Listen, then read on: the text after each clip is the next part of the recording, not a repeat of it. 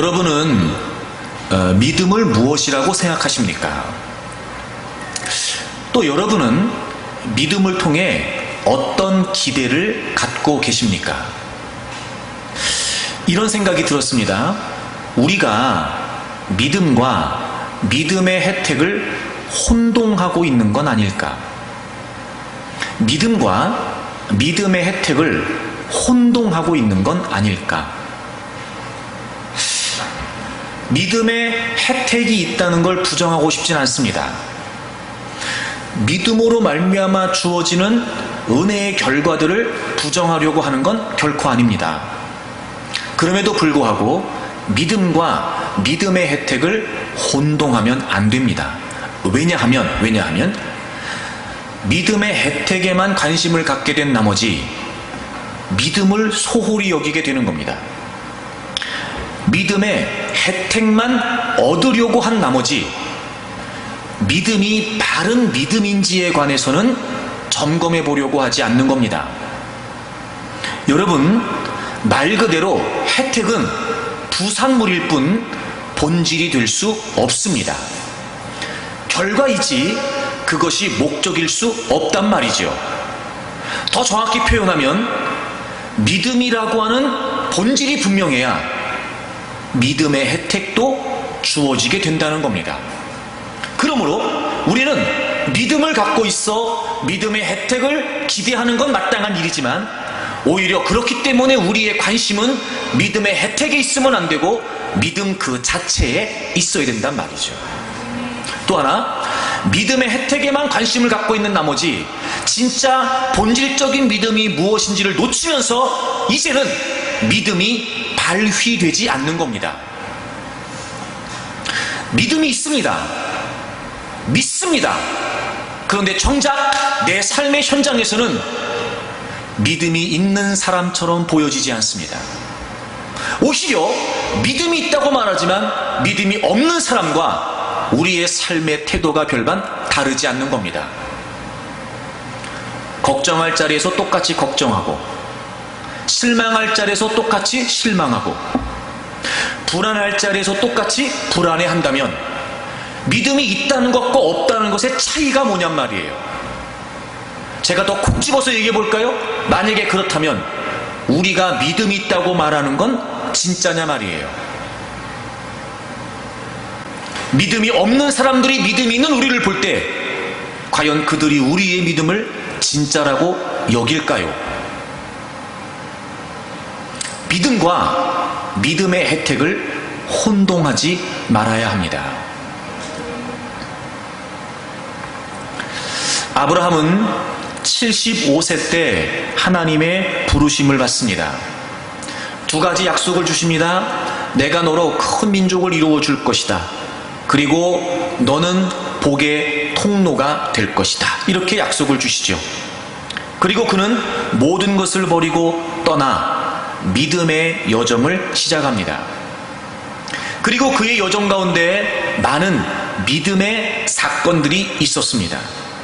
그리고 오늘 우리가 함께 읽은 이 창세기 22장 본문의 내용은 그의 믿음의 여정 중에서 가장 기억될 만한 사건이라고 생각이 되어집니다. 특별히 명실상부 모든 사람이 인정하는 믿음의 조상으로서 인정될 만한 사건이 바로 이 사건이라고 생각이 되어집니다. 이유가 있다면 오늘 사건의 결론 때문에 그렇습니다. 12절 말씀을 다시 보실까요?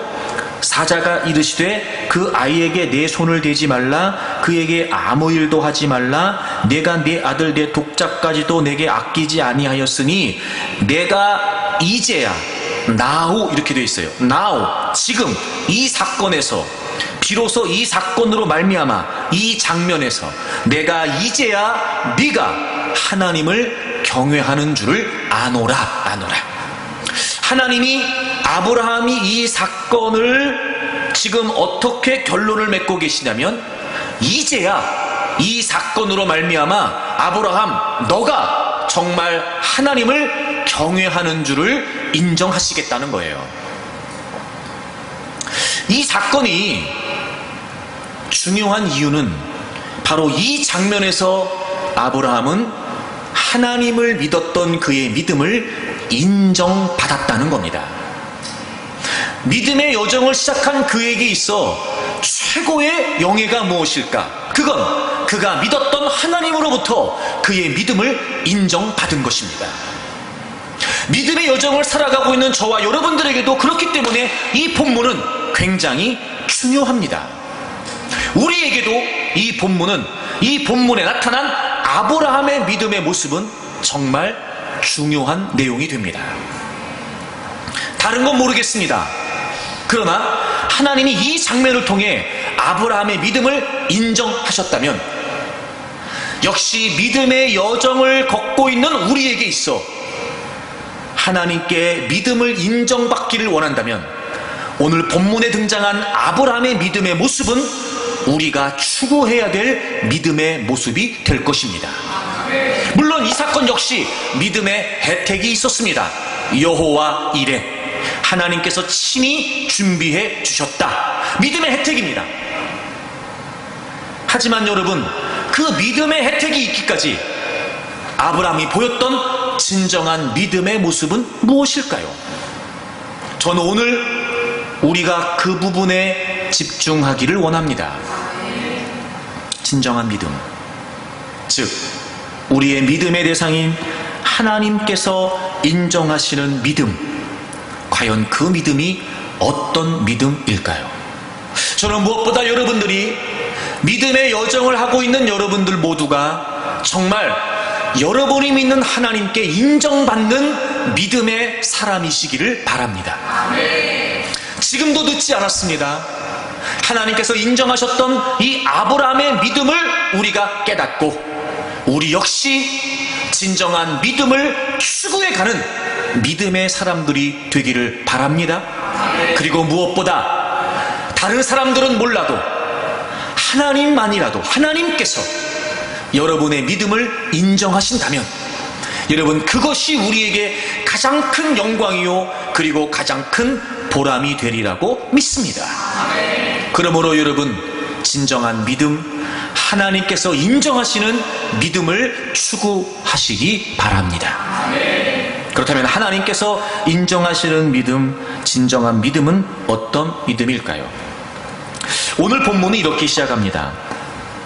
22절을 보세요. 그 일 후에 하나님이 아브라함을 시험하시려고 그를 부르십니다. 하나님이 아브라함을 지금 시험하십니다. 즉 테스트를 하시는 거예요. 하나님은 우리의 믿음을 시험해 보십니다. 종종 우리의 믿음을 하나님은 테스트하십니다. 그리고 그에게 시험 문제를 주십니다. 2절입니다. 여호와께서 이르시되 내 아들 내 사랑하는 독자 이삭을 데리고 모리아 땅으로 가서 내가 내게 일러준 한 산 거기서 그를 번제로 드리라. 번제로 드리라. 하나님이 아브라함의 믿음을 시험하십니다.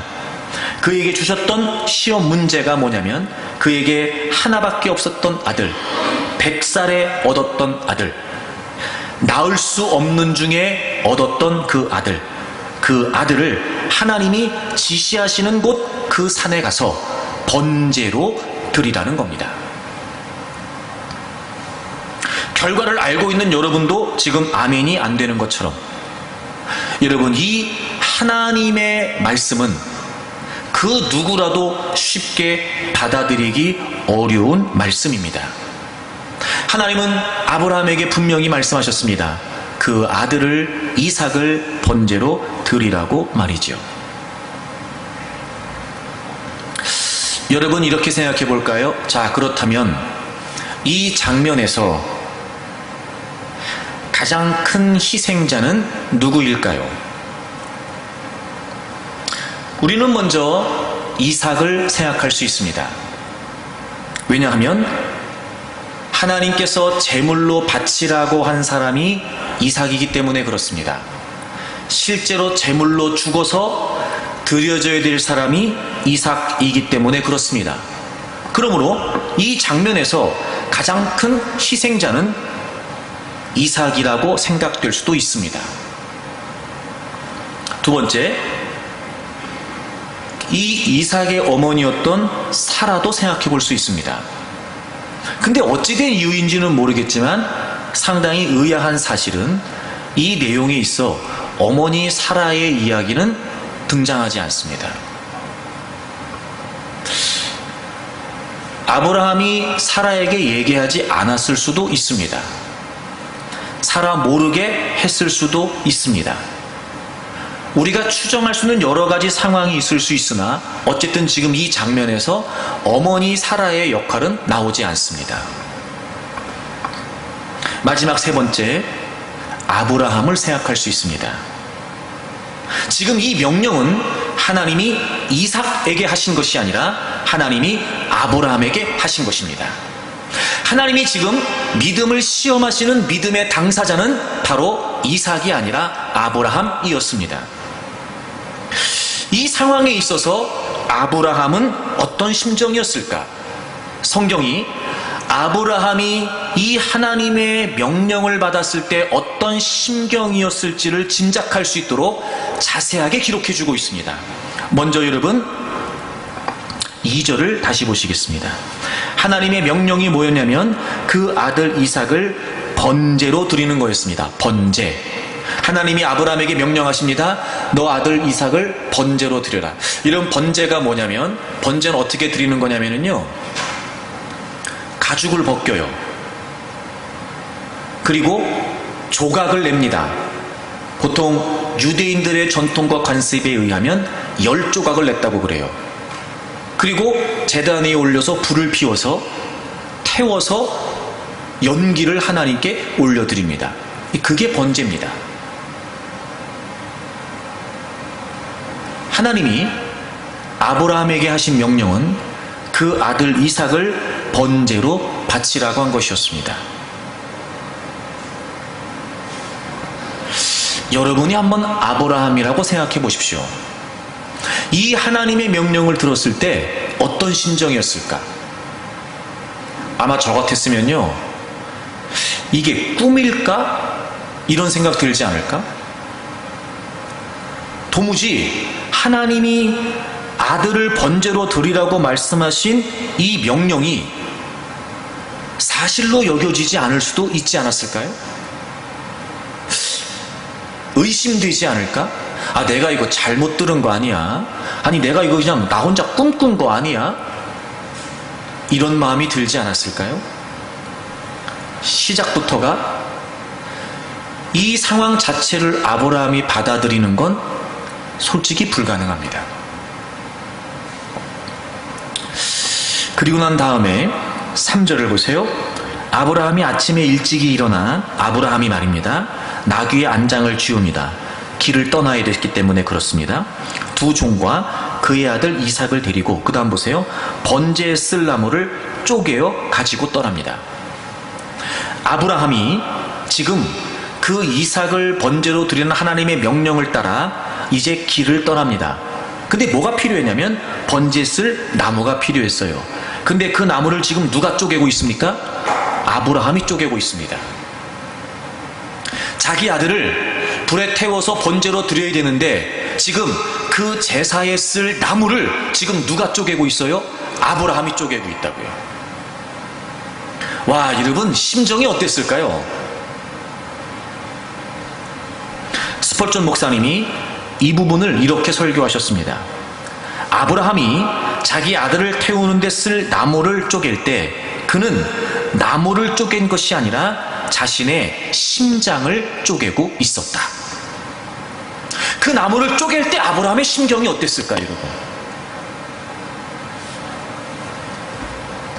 그리고 4절을 보시면 제3일에 아브라함이 눈을 들어 그것을 멀리 바라봅니다. 그러니까 하나님이 아들 이삭을 번제로 드리라고 지정하신 그곳은 그가 살고 있는 곳에서 가까운 위치가 아니었습니다. 지금 3일을 온 거예요. 3일을. 그 아들을 제물로 바치기 위해서 3일을 온 겁니다. 3일을. 여러분, 3일 동안 이삭과 함께 했던 아브라함의 심정이 어땠을까? 아브라함의 심정이. 내가 그 아들을 잡아서 죽여서 조각을 내서 태워서 제물로 드려야 돼요. 근데 지금 그냥 그 옆에 가서 드리는 것도 아니고 3일을 그 아들을 데리고 3일 길을 지금 가는 거예요. 와, 여러분, 이삭이 웃는 모습을 볼 때 무슨 생각이 들었을까? 이삭이 걸어가는 뒷모습을 보면서 무슨 마음이 들었을까? 이삭이 밥 먹는 모습을 보면서 무슨 마음이 들었을까? 이삭이 잠을 자는 모습을 보면서 무슨 마음이 들었을까? 어쩌면 아브라함은요, 3일 내내 한숨도 못 잤을지 모르죠. 그 아들을 자신의 손으로 제물로 바쳐야 되니까요. 아마 3일 동안 아브라함이 이삭과 함께 하면서 이삭의 모든 일거수일투족이 그냥 예사로 보이지 않았을 거예요. 3일 길을 함께 합니다. 그때 아브라함의 심정이 어땠을까요? 거기다가 참 여러분, 이 상황이 너무 참 짓궂습니다. 7절에 보시면, 이제 하나님이 지정하신 곳 그 산에 이르러 이삭과 함께 제사를 드리기 위해 산에 올라가던 중에 이삭이 아버지 아브라함에게 묻습니다. 7절을 보세요. 이삭이 그 아버지 아브라함에게 말하여 이르되 내 아버지여 하니 그가 이르되 내 아들아 내가 여기 있노라. 이삭이 이르되 불과 나무는 있거니와 번제할 어린 양은 어디 있습니까? 아브라함은 알지요. 번제할 제물이 이삭이라는 걸 말입니다. 근데 이삭은 몰라요. 근데 한 가지 이상한 게 뭐냐면 제물이 없는 거예요. 지금 제물이. 그러니까 아들 이삭 입장에서는 궁금했을 거예요. 나는 이렇게 얘기하는데도 여러분이 좋은 게 궁금해요. 궁금했을 거예요. 이삭은요.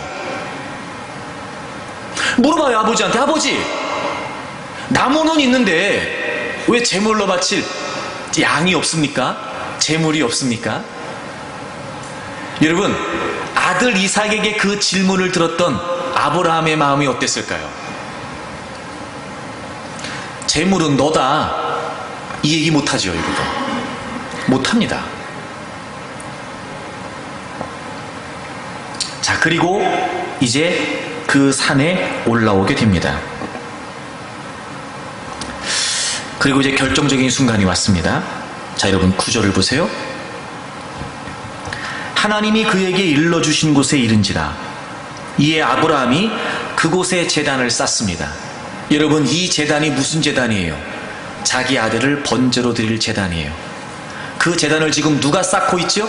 아브라함이 쌓고 있어요. 그리고 거기에 나무를 버려놓습니다. 자신의 심장을 쪼개듯 쪼개왔던 그 제사에 쓸 나무를, 자기 아들을 태워야 될 그 나무를 지금 그 제단 위에 벌려놓고 있습니다. 그리고 그 아들 이삭을 어떡합니까? 결박합니다. 누가요? 아버지가요.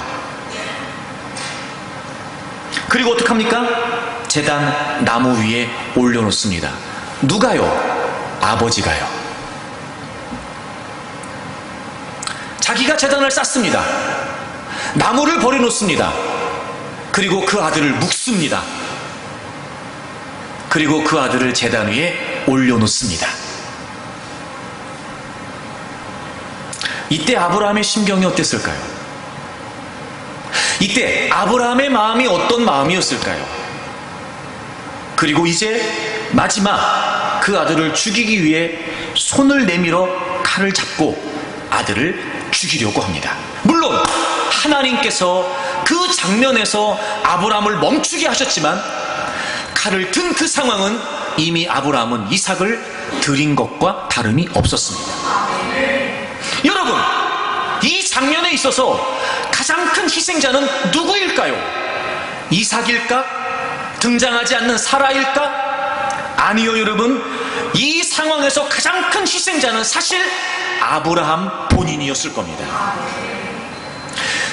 다시 말씀을 드리면 지금 이 장면에서 제물로 드려진 사람은 이삭이 아니라 아브라함 자신이었습니다. 하나님도 이 제사를 통해 원하셨던 것은 이삭을 받으시기 위함이 아니었고 아브라함을 받으시기를 원함이셨습니다. 그리고 아브라함은 그 하나님의 의도를 알고 있었고 이제 그는 이삭을 드리는 이 행위를 통하여 자신을 하나님께 바치고 있는 것입니다. 아브라함은 자기 자신을 하나님께 드린 것입니다. 여러분, 우리가 추구해야 될 진정한 믿음이 어떤 모습일까요? 여러분, 하나님께서 인정하시는 믿음이 과연 어떤 믿음일까요? 그것은 바로 자기 자신을 하나님께 드리는 것입니다. 하나님이 원하시는 건 다른 게 아닙니다. 여러분, 하나님이 받으시기를 원하시는 건 다른 것이 아닙니다. 바로 우리의 전 존재입니다. 그러므로 우리가 진정한 믿음을 추구한다는 건 어떤 의미이냐? 하나님이 어떨 때 우리의 믿음을 인정하시느냐? 바로 우리의 전 존재가 하나님께 드려질 때, 우리가 하나님을 위해 희생될 때, 우리가 하나님께 바쳐질 때, 여러분, 그때 하나님은 우리의 믿음을 인정하십니다. 진정한 믿음은 자기 자신을 하나님께 드리는 것입니다. 사랑하는 여러분, 여러분이 믿음의 여정을 시작하여 이 자리까지 오셨습니다. 많은 어려움도 있었을 것이고, 많은 시련도 있었을 것이고, 시험도 있었을 것입니다. 그리고 한 가지 더 분명한 것은 우린 이제 여전히 그럼에도 불구하고 믿음의 여정을 이어갈 것입니다. 그런 우리가 추구해야 될 진정한 믿음의 모습은 늘 모든 삶의 현장에서 내 존재가, 내 모든 것이, 내 삶이 하나님께 드려졌다는 사실을 인정하십시오. 여러분, 자신이 하나님께 드려지는 진정한 믿음을 추구하십시오. 원래 여러분, 하나님이 제사를 말씀하실 때 반드시 제물을 드리라고 말씀하셨는데요, 원래 하나님이 제물을 드리라고 말씀하신 의도는 사실 그 제물에게 있는 것이 아니라 제물을 바친 그 사람에게 있으셨습니다. 자, 레위기 1장을 찾겠습니다. 이제 레위기 1장부터 보시게 되면 다양한 많은 제사의 규례들이 등장을 하게 되는데, 하나님이 명령하셨고 이스라엘 백성들은 이 하나님의 명령에 의하여 제사를 드리게 되어 있었습니다. 하나님이 모세를 부르셨고 그리고 모세에게 말씀하셨습니다. 2절을 보시면 이스라엘 자손에게 말하여 이르라, 너희 중에 누구든지 여호와께 예물을 드리려거든. 제물을 바치는 거 말입니다. 제물을 바치는 거. 자, 여러분, 여기에서 이 예물이라고 하는 단어 말입니다. 예물이라고 하는 이 단어가 원래 뜻이 뭐냐면 가까이 가다예요. 가까이 가다. 이 예물이라고 하는 뜻이 원래 어떤 뜻이냐면 가까이 간다, 이런 뜻이에요. 가까이 간다. 자, 여러분 보세요. 하나님이 예물을 원하세요. 근데 이 예물의 원래 뜻이 뭐라고요? 가까이 간다고요. 자, 그러면 이 예물이 하나님께 드려진다, 즉 이 예물이 하나님께 가까이 가려면 예물이 혼자 갈 수 있어요, 없어요? 없어요. 예물이 가까이 간다는 건 무슨 말이죠? 예물을 드리는 사람이 하나님께 나아간다는 거예요. 그러니까 여러분, 예물을 드린다는 건 기본적으로 어떤 의미이냐면 단순히 예물만, 제물만 간다는 의미가 아니에요. 예물을 드린다는 건 하나님이 예물을 받으신다, 예물을 가져오라고 하신 건 예물을 위해서가 아니라 그 예물을 드리는 그 자가, 예물을 드리는 그 사람이 하나님께 나와라, 하나님께 가까이 와라, 바로 그 예물을 드리는 자를 하나님이 원하시는 거예요.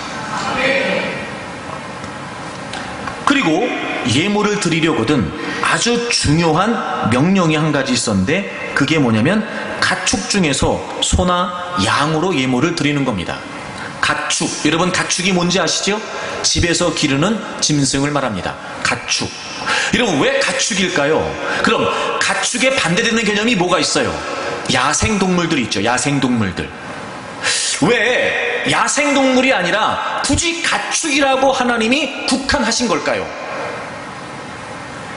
그 짐승의 소유 때문에 그렇습니다. 야생동물은 소유가 불분명해요. 근데 하나님이, 야, 너네 예물을 드릴 때 너네 집에서 기르는 거 갖고 와. 그거 누구 거예요? 내 거예요, 내 거. 내 소유 중에서 내가 기르고 있는 그 가축 중에서 하나님께 드리라는 거예요. 무슨 의도인지 여러분 짐작이 되시죠? 내 것이 아닌 건 내가 드릴 수 없어요. 내 것을 하나님께 드리는 거예요. 무슨 말이에요? 나를 드리라 말이에요. 나를. 내 소유, 내 일부분, 내 소유를 하나님께 드린다는 건 나를 드리는 거예요. 그래서 하나님이 가축으로 국한하신 겁니다. 그리고 제물을 드릴 때 번제부터 보시면서 4절을 보시면 그는 즉 예물을 드리는 그 사람 말입니다. 예물을 드리는 그 사람은 번제물의 머리에 뭐를 해요? 안수를 하랍니다. 여러분, 여기서 그는 제사장을 말하지 않아요. 아직 제사장은 나오지 않아요. 그 뒤에 나와요. 여기서 그는 누구냐면 예물을 드리는 그 사람을 말합니다. 그런데 그가 예물을 드릴 때 어떻게 되냐면 그냥 드리는 것이 아니라 제일 먼저 뭘 하냐면 제물을 갖고 오면 그 제물의 머리에 제물을 드리는 사람이 안수를 합니다. 이게 무슨 의미냐면 제물을 드리는 자와 제물이 하나라는 거예요. 동일시한다는 의미예요. 그래서 제물을 드리기 전에 뭘 먼저 하냐면 본인이 그 제물에다가 안수를 해요. 손을 얹는다고요. 자, 그러면 손을 얹고 이 제물을 드려요. 그럼 누구를 드리는 거예요? 나를 드리는 거예요. 원래 하나님이 제물을 드리라고 말씀하실 때 의미는 제물, 그 물건을 받으시겠다는 게 아니라, 짐승을 받으시겠다는 게 아니라, 돈을 받으시겠다는 게 아니라 바로 그 사람, 제물을 드리는 그 사람을 받으시겠다는 거예요. 아까도 제가 말씀을 드렸습니다만 6절에 보시게 되면 그는 또 그 번제물의 가죽을 벗기고 각을 뜬다. 각을 뜬다. 여러분, 여기서 각을 뜬다는 말이 무슨 말이냐면 조각을 낸다는 건데, 아까 제가 말씀드린 것처럼 번제를 드릴 때는 조각을 냅니다.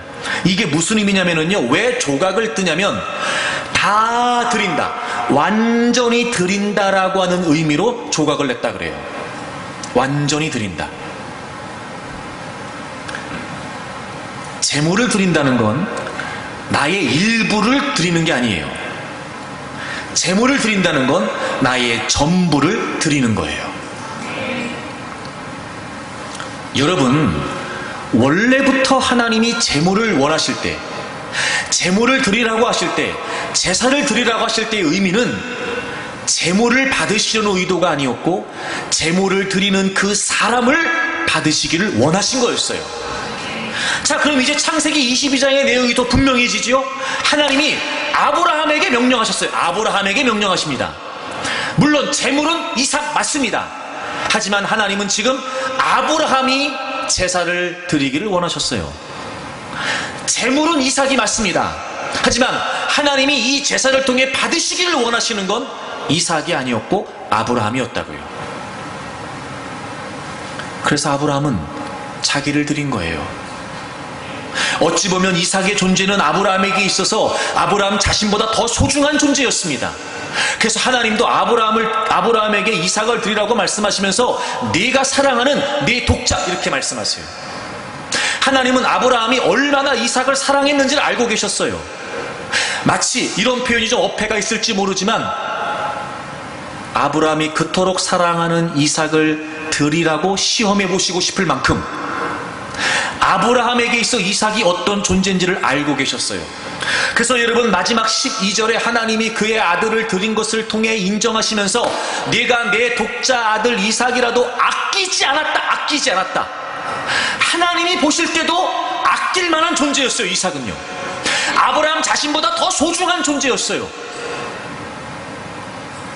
그런데 아브라함 기꺼이 자기 자신을 드리는 심정으로 아들 이삭을 하나님께 번제로 드린 거예요. 여러분, 하나님을 믿는다는 거 말입니다. 그건 바로 우리의 전 존재가 하나님께 드려졌다는 것을 의미합니다. 오늘도 우리가 이렇게 예배를 드리잖아요. 여러분, 이 예배의 제물은요, 우리가 좀 전에 낸 헌금이 아니에요.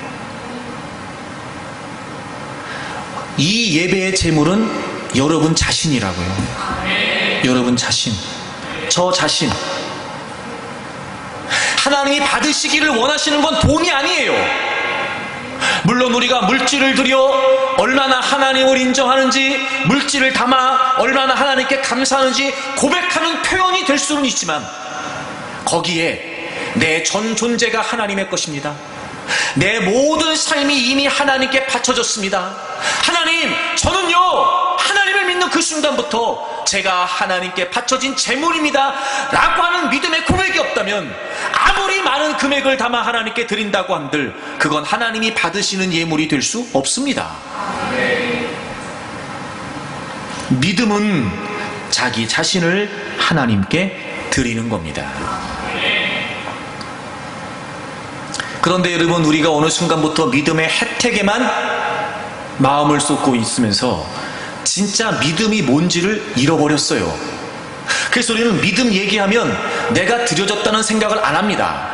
우린 하나님을 믿는다고 얘기할 때마다 내 전 존재가 이미 하나님 것이 되었다는 사실은 인정하지 않습니다. 그리고 솔직히 우리는 믿음 얘기하면서 내가 원하는 것만 얻으려고 합니다. 믿음 얘기하면서 우린 믿음의 혜택에만 관심이 있습니다. 정작 내 믿음이 어떤 믿음인지는 살피려고 하지 않습니다. 내 믿음이 어떤 상태인지는 중요하지 않습니다. 자, 생각해 보십시오. 믿음의 혜택에만 관심이 있고 믿음 자체에 관심이 없다면 그게 믿음이겠냔 말입니다. 그럼 우리는 뭘 믿는 겁니까? 물론 우린 다 입술로 하나님을 믿는다고 말하죠. 하지만 우리의 믿음의 모습은 우리 하나님을 믿는 게 아닙니다. 그 믿음의 혜택을 믿는 거예요. 세상의 잡신을 믿는 것 같은 우상 숭배를 섬기는 것과 하는 것과 뭐가 다를 바 있겠습니까? 믿음은 내가 드려지는 거예요. 그래서 여러분, 진짜 믿음을 통해 추구하는 것은요, 자기 실현이 아니라 자기 부인입니다. 어느 정도까지? 아브라함이 그랬던 것처럼 아버지이기를 포기하는 겁니다. 자녀들을 기르시는 분들은 다 알 겁니다. 아버지이기를, 어머니이기를, 부모이기를 포기하는 게 얼마나 어려운지를 말이죠.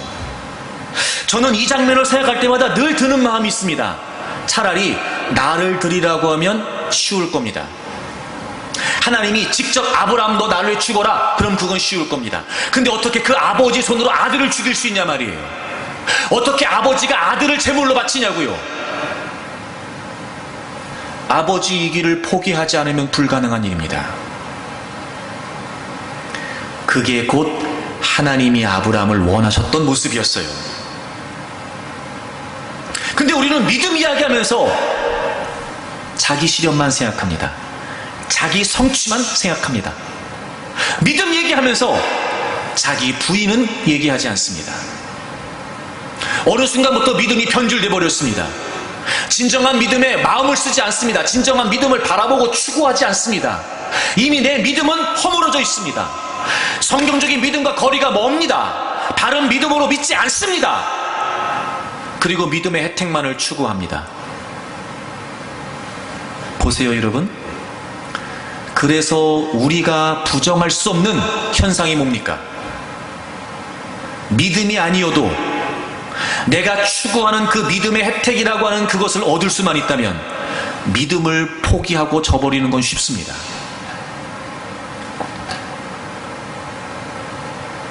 뭘 믿는 겁니까, 여러분? 도대체 우리의 믿음은 뭡니까? 우린 믿음으로 뭘 추구하는 겁니까?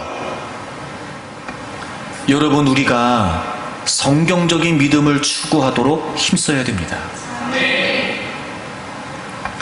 로마서 6장을 좀 가보실까요, 여러분? 로마서 6장 12절을 보겠습니다. 12절을 보세요. 그러므로 너희는 죄가 너희 죽을 몸을 지배하지 못하게 하여 몸의 사욕에 순종하지 말고. 너희는 죄가 너희 몸을 지배하지 못하게 하여 몸의 사욕에 순종하지 말고, 또한 너희 지체를 불의의 무기로 죄에게 내주지 말고, 오직 너희 자신을 죽은 자 가운데서 다시 살아난 자 같이 예수님처럼 하나님께 뭐 하라고요? 드리라고요. 그리고 너희 지체를 의의 무기로 하나님께 뭐 하라고요? 드리라고요. 여러분, 예수 그리스도께서 여러분을 위해 죽으시고 부활하신 것을 믿으십니까? 그 예수님 믿는 거 맞습니까, 여러분? 그렇다면 우리가 그 예수 그리스도를 믿는 게 맞다면, 자, 10절을 먼저 보세요. 그가 죽으심은 죄에 대하여 단번에 죽으심이요 그가 살아계심은 하나님께 대하여 살아계심이니 11절 이와 같이 즉 예수님이 죄에 대하여 죽으셨고 하나님께 대하여 살아나신 것처럼 이와 같이 너희도 너희 자신을 죄에 대하여는 죽은 자요 그리스도 예수 안에서 하나님께 대하여는 살아있는 자로 여길지어다. 하나님께 대하여는 살아있는 자로 여길지어다. 여기서 하나님께 대하여 이 말이 무슨 말이냐면 하나님을 위하여 이런 뜻이에요. 하나님을 위하여. 그래서 12절 13절에 너희는 더 이상 죄에게 너희 몸을 내어주지 말고 몸의 사역에 순종하지도 말고 오직 이제 우리가 하나님을 위하여 살아난 존재가 되었으니까 예수 그리스도 안에서 하나님을 위하여 새로운 생명을 얻게 되었으니까 예수님처럼 너희 자신을 하나님께 드리라는 거예요. 여러분 우리가 예수님을 믿는다는 게 무슨 의미냐면요 죄의 몸이 죽었고 이제 하나님을 위하여 우리가 다시 새 생명을 얻게 된 거예요. 그러므로 우리는 이제 우리의 모든 존재를 예수님이 그렇게 하셨던 것처럼 하나님께 드리는 겁니다. 우리의 모든 지체를 의의 무기로 하나님께 드리는 겁니다.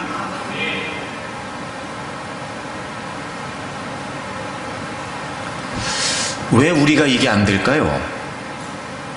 모르지 않지만 왜 안 되는 걸까요?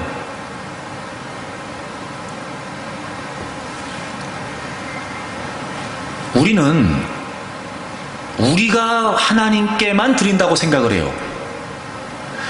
우리만 하나님께 희생한다고 생각해요. 자, 희생은 하나님이 먼저 하셨습니다.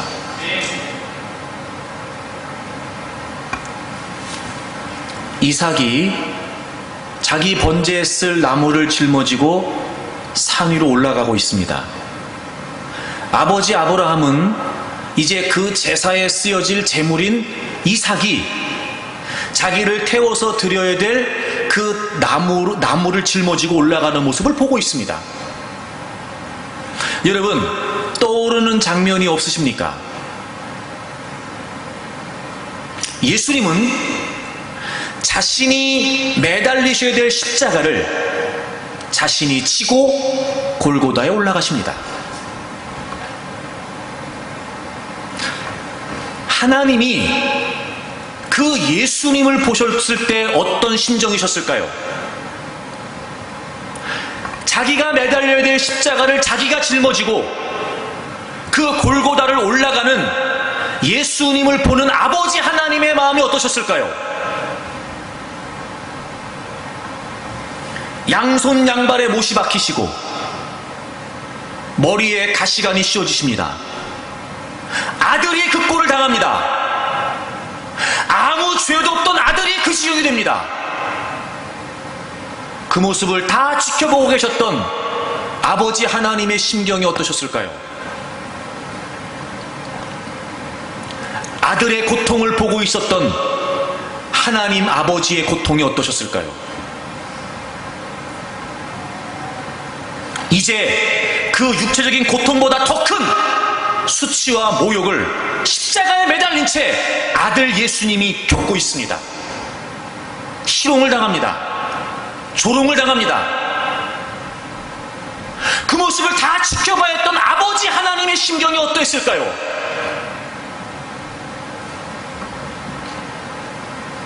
옆구리에 창이 찔리시고 피와 물을 쏟아내십니다. 예수님이 절규하듯 목이 마르다고 말씀하십니다. 여러분 십자가에 매달려 죽어가면서 목이 마르다고 하는 아들의 이야기를 듣는 아버지의 마음이 어땠을까요? 여러분을 알고 있습니다. 그 아버지 하나님은요 이 세상에 있는 모든 물을 다 갖다가 아들의 목을 죽일 수 있는 전능하신 하나님이셨다고요. 그런데 그 하나님은 그렇게 하지 않으세요. 그 아들이 십자가에 매달려 목이 말라 죽어가는 걸 보고만 계셨습니다. 얼마나 십자가에 매달렸던 그 예수 그리스도의 고통이 심했는지 그리고 그 모든 고통보다 가장 큰 고통을 절규하듯 외치십니다.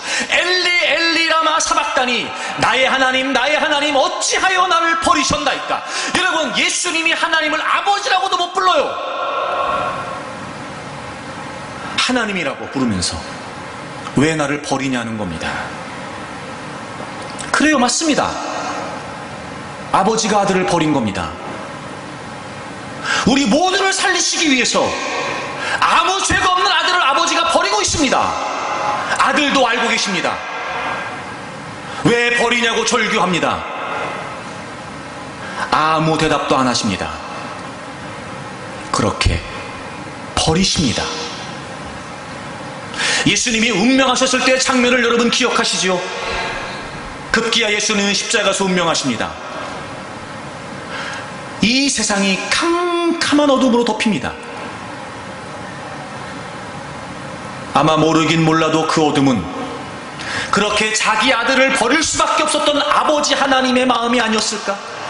아버지 하나님의 심경이 아니었을까? 그 캄캄한 칠흑 같은 어둠, 그건 아버지의 침묵이었고 그건 아버지의 고통이었을 겁니다. 누가 먼저 희생하셨습니까? 누가 먼저 내어주셨습니까? 뭐 때문에 그렇게 하신 겁니까? 누구 때문에 그렇게 하신 겁니까? 우리가 드리는 거 아닙니다. 우리만 희생하는 거 아닙니다. 우리보다 더 먼저, 우리보다 더 앞서 하나님 아버지께서 기꺼이 우리를 위해 아들 예수 그리스도를 대속의 제물로 내어주셨습니다. 우린 그 예수 그리스도를 믿는 겁니다. 어찌 이 말도 안 되는, 도무지 그 어떤 논리로도 합리화할 수 없는 이 아버지 하나님의 희생을 모른다라고 말할 수 있겠습니까? 하나님을 믿는다, 예수님을 믿는다 말하면서 어찌 그 하나님 아버지의 말도 안 되는 은혜와 사랑을 우리가 잊을 수가 있단 말입니까? 우리보다 먼저 희생하시고 우리보다 먼저 포기해 주셨던, 그토록 소중했던 하나밖에 없는 아들 예수 그리스도를 우리 때문에 제물로 내어주셨던 그 하나님이 먼저 희생하신 겁니다. 그걸 안다면 내 전 존재를 하나님께 내어드리는 것이 심하다 얘기하지 못합니다. 왜 그렇게까지 해야 되느냐 라고 말할 수 없지요. 여러분, 이런 겁니다. 그럼에도 불구하고 우리가 얼마나 한들, 어떻게 한들, 무엇을 한들 우리의 전 존재를 다 하나님께 내어드릴 수 있을까? 그분의 은혜와 사랑에 우리가 그 무엇을 한들 마치 우리의 전 존재를 드린 것과 진배가 없을까? 그럴 수 없을 겁니다. 하지만 적어도 우리를 위해 희생하셨던, 아낌없이 다 내어주셨던 그 하나님 아버지의 희생과 그 포기, 여러분, 그걸 우리가 정말 깨닫고 있다면 오히려 그 은혜와 사랑 앞에 우리의 전 존재를 기꺼이 내어드리지 못하는 모습 때문에 부끄러워해야지.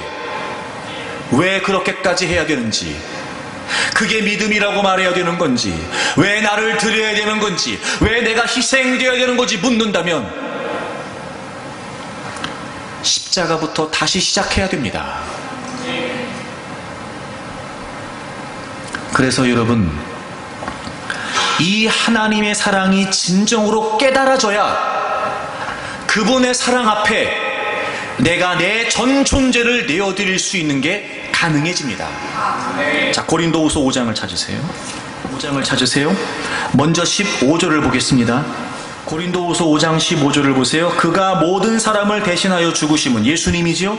예수님께서 모든 사람을 대신하여 죽으심은 살아있는 자들로 하여금 다시는 그들 자신을 위하여 살지 않고 오직 그들을 대신하여 죽었다가 다시 살아나신 이를 위하여 살게 하려 함이라. 여러분, 예수 그리스도께서 여러분을 위해 죽으시고 부활하신 걸 믿으시지요. 그렇다면 이제 우리는 다시는 나 자신을 위해 살면 안 되고 오직 우리를 대신하여 죽었다가 다시 살아나신 바로 그분을 위해 사는 거예요. 근데 여러분, 이건 그냥 되지 않습니다. 14절이 중요합니다. 14절. 그리스도의 사랑이 우리를 강권하시는도다. 그리스도의 사랑이 우리를 강권하시는도다. 우리가 생각하건대, 즉 우리에게 베풀어 주시는 그 놀라운 예수 그리스도의 사랑을 통해 우리가 생각해 본다면, 한 사람이 모든 사람을 대신하여 죽은 것처럼 이제 우리 모든 사람이 다 죽었단 말이에요. 그분의 사랑이 우리에게 보여주고 있습니다. 그분의 사랑이 우리에게 알려주고 있습니다. 그분의 사랑이 우리에게 깨닫게 하고 있습니다. 그분이 죽으심으로 말미암아 이제 우리 모두가 죄에 대하여 죽었습니다. 그리고 이제 우리가 살아나는 것은 우리 자신을 위해 살지 않고 우리를 위해 죽었다가 다시 살아나신 그분을 위해 사는 거랍니다. 우리에게 베풀어진 그리스도의 사랑을 깨닫는 게 먼저라고요. 그 사랑이 분명해지면, 그 사랑이 깨달아지면, 그 사랑으로 말미암아 증언해 주시고 증명해 주시고 깨닫게 하시는 그 놀라운 하나님의 사랑 앞에 서게 되면, 이제 우리가 그분을 위해 살아야 된다는 게 분명해지는 겁니다. 제가 늘 여러분에게 주장했습니다. 나는 이 시대가 하나님의 사랑을 그렇게 취급하는 게 불만입니다. 나는 이 시대의 사람들이 하나님의 사랑을 단순히 값싼 눈물이라 흘리는 감정이나 조장하는 것에 이용하는 걸 나는 싫습니다. 요한일서 4장에 있는 것처럼 하나님의 사랑이 여기 있다. 하나님의 사랑은 바로 그 예수 그리스도를 우리를 대신해서 십자가에서 죽이신 것입니다. 그게 감정이 되겠습니까? 그게 여러분 단순히 분위기로 알겠습니까? 그 십자가 앞에 내 전 존재가 부닥치지 않으면 그 하나님께서 예수 그리스도를 죽이심으로 우리에게 베푸신 사랑은요, 깨달아지지가 않습니다. 깨달아지지가. 왜 우리가 바른 믿음을 추구하지 못하는 걸까? 왜 우리가 바른 믿음을 추구하려고 하는 의지가 생겨나지 않는 걸까? 왜 우리가 하나님을 안다고 말하고 예수님을 안다고 말하지만 그럼에도 불구하고 진정한 믿음을 추구하려고 하는 열정이 생기지 않는 걸까? 나는 여러분에게 되묻고 싶습니다. 여러분에게 베풀어진 하나님의 사랑, 그 예수 그리스도의 십자가가 분명하십니까? 그 사랑이 우리에게 깨달아지고 그 사랑이 얼마나 우리를 강권하시는지 여러분, 그 놀라운 은혜가 깨달아지십니까? 그 사랑이 어떤 사랑인지 짐작이 되십니까? 그 사랑이 어떤 사랑인지 이해가 되십니까? 그 사랑이 어떤 사랑인지 깨달아지십니까? 되묻고 싶습니다. 문제는 우리가 이 분명한 하나님의 사랑, 예수 그리스도의 십자가, 복음을 잃어버리고 사는 겁니다. 그리고 믿음의 혜택에만 정신이 팔려 내가 원하는 걸 얻기만 한다면 믿음을 버리는 거는 쉽습니다. 믿음은 중요한 축에 들지도 않습니다. 그리고 여전히 주님의 이름으로 모였다고 말하면서도 믿음의 혜택에만 관심을 갖고 모입니다. 왜? 하나님께서 이미 우리보다 먼저 희생하셨다는 사실, 하나밖에 없는 예수 그리스도를 우리를 위해 죽이심으로 그 제물로 먼저 바치셨다는 사실을 왜 우리가 망각하고 사냐 말입니다. 믿음의 혜택을 부정하는 게 아닙니다. 오해하지 마십시오. 믿음의 혜택이 되려면 믿음이 분명해야죠, 여러분. 그런데 우리가 그 사랑을 잃어버리고 삽니다. 그래서 로마서 5장에 있는 것처럼 찾아보세요. 로마서 5장을 이 8절을 좀 다 같이 보겠습니다. 다 같이 읽을까요? 로마서 5장 8절, 로마서 5장 8절 다 같이 읽겠습니다. 시작. 우리가 아직 죄인 되었을 때에 그리스도께서 우리를 위하여 죽으심으로 하나님께서 우리에 대한 자기의 사랑을 확증하셨느니라. 아멘. 하나님께서 그리스도를 우리를 위해 죽이심으로 하나님께서 우리에 대한 자기의 사랑을 뭐 하셨대요? 확증하셨대요. 여러분 잘 들어보세요. 우리가 그 예수 그리스도가 우리에게 주어진 하나님의 사랑이라는 걸 깨닫고 깨닫지 못하고와 관계없이 하나님은 이미 예수 그리스도를 십자가에서 죽이심으로 우리를 사랑하신다는 사랑을 확증하셨다고요. 변하지 않는 진리라고요, 여러분. 이 확증이라고 하는 단어가 무슨 말이냐면 두 단어가 합쳐진 표현인데 함께라고 하는 말과 서다라고 하는 단어가 합쳐진 표현이에요. 확증이라고 하는 말은 함께 서 있다 이런 뜻이에요. 그러니까 하나님께서 그 예수 그리스도의 십자가 그 사랑을 통해 우리에게 그 사랑을 확증하셨다는 게 무슨 말이냐면 과거, 현재, 미래 여전히 변함없이 함께 서셔서 우리에게 늘 증명해 주고 계신다는 거예요. 그 사랑을. 그럼 왜 우리가 못 깨닫냐면 우리가 어떻게 구해야 되냐면 자 5절을 가보세요. 5절. 소망이 우리를 부끄럽게 하지 아니함은 여기서 우리를 부끄럽게 하지 않는다는 말이 무슨 말이냐면 우리를 실망시키지 않는다 이런 뜻이에요. 그러니까 원래 소망이라고 하는 건 여러분 우리가 실망하면 안 되는 거잖아요. 그런데 그걸 강조하는 거니까 다시 말하면 무슨 말이냐면 지금 여기서 설명하고 있는 이 소망이 진짜 소망이라는 거예요. 여러분 여기 로마서 5장에 기록되는 소망을 여러분이 기대하면 여러분 절대 실망하지 않는다고요.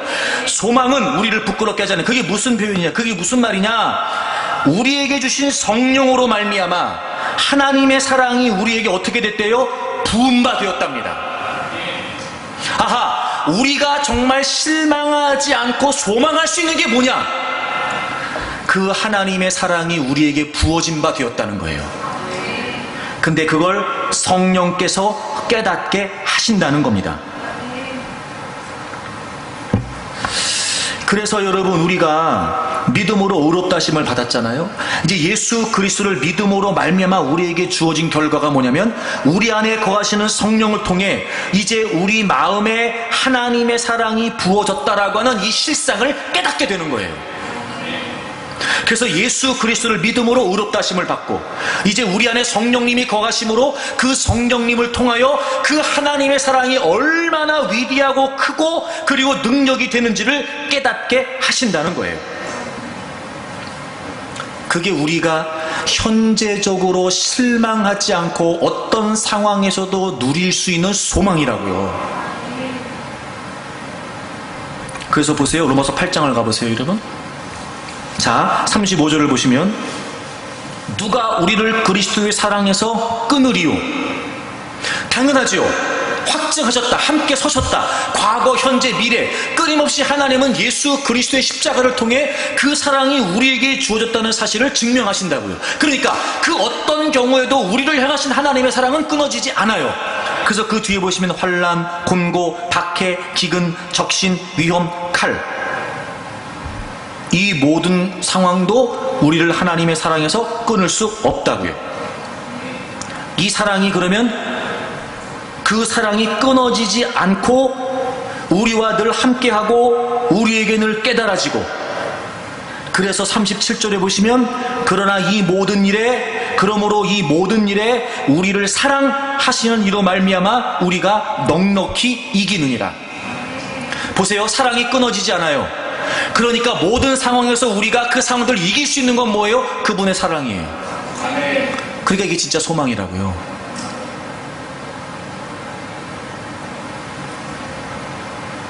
여러분 우리가 믿음의 본질을 놓치고요 복음의 본질을 놓쳐버리고 진짜 우리에게 소망이 되는 성령께서 끊임없이 우리 속에서 강권하시는 이 하나님의 사랑을 다 놓치고 사는 겁니다. 사랑이 끊어지지 않는데요. 그러니까 그 모든 상황에서 우리는 그 사랑으로 이긴다고요 여러분. 근데 우리 뭘 기대하고 있는 겁니까? 우리의 믿음의 기대는 뭡니까? 우린 뭘 원하고 뭘 바라고 있는 거죠? 진짜 소망이 될 수 없으니까 우리가 소망하는 것 때문에 우린 늘 실망하는 거예요. 우리는 소망이라고 말하지만 그건 우리에게 실망을 가져다 줄 뿐입니다. 진짜 소망은 뭐라고요? 하나님의 사랑이라고요. 그러므로 여러분 이제 우리 안에서 그 하나님의 사랑을 깨닫게 하시고 그 하나님의 사랑이 우리에게 부음바 되었다는 사실을 인식하게 하시는 성령님의 도우심을 구해야 됩니다. 성령님 저도 깨닫고 싶습니다. 성령님 그 하나님 아버지의 사랑이 제게 있다는 사실을 확신하고 싶습니다. 그 사랑이 우리에게 진정한 소망이 된다는 걸 제가 확신하고 싶습니다.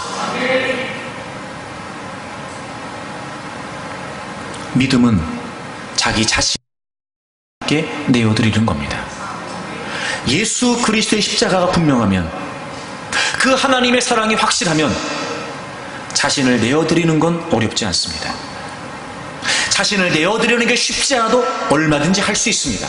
아브라함이 했던 일을 우리라고 못할까 여러분? 많은 믿음의 선배들이 했던 일을 우리라고 못할까요? 그렇지 않습니다. 문제는 우리의 믿음의 방향이 잘못되어 있는 겁니다. 사랑하는 여러분, 우리가 성경적인 믿음으로 다시 돌아와야 됩니다. 우리가 이 땅에서 믿음으로 살면서 궁극적으로 추구해야 되는 것은 바로 이미 예수 그리스도 안에서 내 전 존재가 하나님께 드려졌다는 사실입니다. 이미 우리에게 베풀어 주신 그 놀라운 하나님의 사랑 안에서 얼마든지 가능한 일입니다. 여러분에게 부음받은 하나님의 사랑이 깨달아지기를 바랍니다. 그 사랑을 힘입어 여러분의 전 존재를 아브라함이 그랬듯 내어드릴 수 있기를 바랍니다. 자기 실현을 위해 믿음을 추구하는 것이 아니라 자기 부인을 위해 믿음을 추구하시기 바랍니다. 아브라함이 그랬던 것처럼 아버지이기까지도 포기했던 그처럼 정말 내가 하나님께 내 자신을 다 내어드려 진정한 믿음을 추구하고 그럼에도 불구하고 날마다 샘솟듯 부어지는 하나님의 놀라운 사랑 속에서 소망을 품고 살아가는 여러분들이 되기를 축복합니다.